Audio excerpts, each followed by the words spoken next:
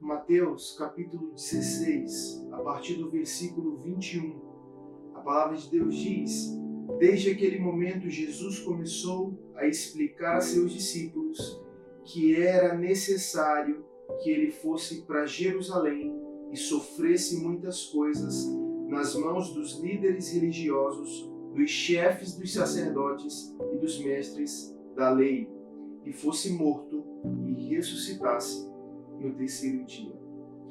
Esse é o momento narrado por Mateus, onde Jesus começa a falar aos seus discípulos de uma parte B de um plano que eles desconheciam. Jesus, aquela figura messiânica, aquele homem que um dia multiplicou pães, que um dia multiplicou peixes e que realizou vários milagres, agora começa a falar aos seus discípulos de um momento de vulnerabilidade em que ele teria que atravessar. E eu quero dar ênfase no que a Bíblia diz, que nas palavras de Jesus ele começou a dizer que era necessário passar por todo esse sofrimento. Existem coisas na nossa vida que não serão opcionais. Existem coisas na nossa vida que fogem da nossa decisão ou do nosso poder de decidir sobre certas coisas. Existem momentos na nossa vida que nós não passaremos pelo crivo do nosso desejo, mas nós seremos obrigados a passar por esses lugares. Quando o Evangelho é apresentado, ele se é apresentado simplesmente de um ponto de vista. E nesse ponto de vista, que muito se vê, que muito se prega, nesse ângulo o Evangelho é apresentado de uma forma que vai suprir todas as suas necessidades, que vai suprir todos os seus problemas, que vai dar fim a todo tipo de questionamento, que vai mudar a sua situação financeira, que vai mudar a situação do seu casamento, que vai mudar a situação da sua vida. E isso é correto? Claro, é correto. Isso é verdade? Com certeza é verdade. Quando Jesus entra na nossa vida, ele sempre dá destino. Quando Jesus entra na nossa vida, ele sempre costuma organizar a bagunça que o mundo nos causou. Só que o Evangelho não pode ser apresentado simplesmente dessa perspectiva, porque o Evangelho não é sobre vencer no mundo. O Evangelho é sobre vencer o mundo.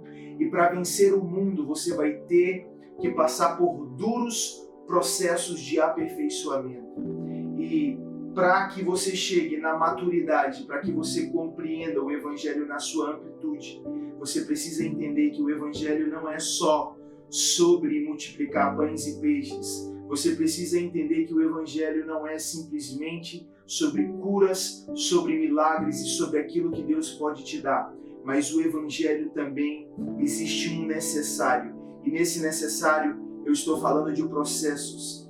Coisas que você vai ter que viver, momentos e estações difíceis que você vai ter que viver. E isso também é o Evangelho. Eu tenho aprendido que no sim de Deus, o sim de Deus nos traz alegria, mas é o não dele que nos traz maturidade. E talvez eu possa conjecturar que esses discípulos eles ficaram assustados e escandalizados, porque aquela mesma figura messiânica que eles acreditavam e atribuíam a ele todo tipo de expectativa de que aquele homem os livraria do domínio de Roma, aquele homem que multiplicava pães, multiplicava peixes, realizava sinais miraculosos. Agora ele estava dizendo que era necessário entrar em um novo momento. E nesse novo momento não teria milagre, mas teria sofrimento. Nesse novo momento ele sofreria muitas coisas nas mãos dos líderes religiosos. Nesse novo momento ele seria morto, mas também ressuscitaria. O Evangelho não é sobre coisas que você ganha apenas. O Evangelho vai te dar muitas coisas, mas não para aí. O Evangelho, ele não é sobre o lado A, onde Jesus organiza a bagunça da sua vida, mas o Evangelho também é sobre obediência. O Evangelho também é sobre tribulações. O próprio Jesus disse que no mundo nós teríamos muitas aflições, mas nós necessitamos ter ânimo, porque Ele estaria conosco e Ele já venceu o mundo. Então deixa eu te falar uma coisa. Todo o evangelho que é apresentado a você simplesmente com a parte A do plano, simplesmente com a parte dos benefícios, não pode ser considerado o evangelho de Jesus. E eu quero te dizer uma coisa, se prepare, porque existem lugares que não são opcionais, mas eles são necessários. Que Deus abençoe a sua vida.